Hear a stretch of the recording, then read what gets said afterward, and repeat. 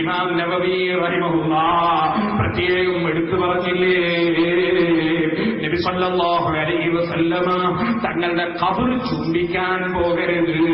അവിടെ റസൂലുള്ളാഹിന്റെ ഖബറിന്റെ അടുക്കൽ ദൂരെ നിന്നിട്ട് അതവോടെ പെരുമാറണം. ഖബർ ചുംബിക്കരുത്, ഖബർ തടയരുത് എന്ന് ഈവാഹിലെ ഇമാം നബവി റഹിമഹുല്ലാഹ് പറഞ്ഞപ്പോ ഈ തടകലും ചുംബിക്കലുമാണ് ബറക്കത്ത് എന്ന് ആരും ചിന്തിച്ചു പോകരുതെന്ന് പറഞ്ഞുകൊണ്ട് ബഹുമാനപ്പെട്ട ഇമാം നബവി റഹിമഹുല്ലാഹ് ഈവാഹിൽ വിവരിച്ചു. അതാ കുറെ ആളുകൾ അങ്ങനെ ചെയ്യുന്നു എന്നുള്ളത് നീ നോക്കണ്ട.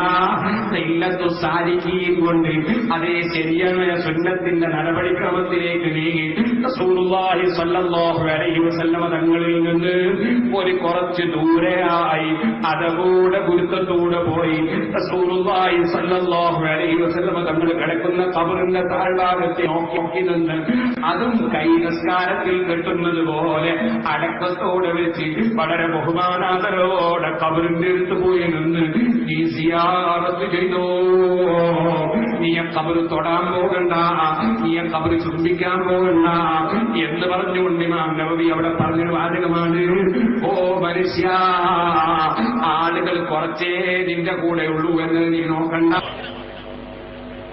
എങ്ങനെ ബഹുമാനിക്കാം ചുംബനവും. അതുപോലെ തന്നെ എത്രയോ മഖബറകളിലൊക്കെ ചുംബിക്കുന്നത് കാണുമ്പോൾ ചില സുന്നികളെ അങ്ങനും ചെയ്യരുത് അറിയും. മഖബറ ചുംബിക്കുന്നതിന് ഒരു തകരാറുമില്ല. മന്ദൂബുൻ ഇൻദ റംലി ഇസ്മുദ്ദീനയിൽ കാണാം, അത് സുന്നത്തായ കർമ്മമാണ്. ഇമാം റംലി തങ്ങൾ അത് പറഞ്ഞിരിക്കുന്നു. മഹാന്മാരെ ഖബർ ചുംബിക്കുന്നത്, ഖബർ മുകളിലിട്ട പുടകൾ ചുംബിക്കുന്നത് ഒക്കെ നല്ലതാണ്. എങ്ങനെ ബഹുമാനിക്കാം ചുംബനവും. അതുപോലെ തന്നെ എത്രയോ മഖബറകളിലൊക്കെ ചുംബിക്കുന്നത് കാണുമ്പോൾ ചില സുന്നികളെ അങ്ങനും ചെയ്യരുത് അറിയും. ഖബർ ചുംബിക്കരുത്, ഖബർ തടകരുത് എന്ന് ഈവാഹിലെ ഇമാം നബവി റഹിമഹുല്ലാഹ് പറഞ്ഞപ്പോ ഈ തടകലും ചുംബിക്കലുമാണ് ബറക്കത്ത് എന്ന് ആരും ചിന്തിച്ചു പോകരുത്. മഖബറ ചുംബിക്കുന്നതിന് ഒരു തകരാറുമില്ല. നീ ഖബർ തൊടാൻ പോകണ്ട, നീ ഖബർ ചുംബിക്കാൻ പോകണ്ട.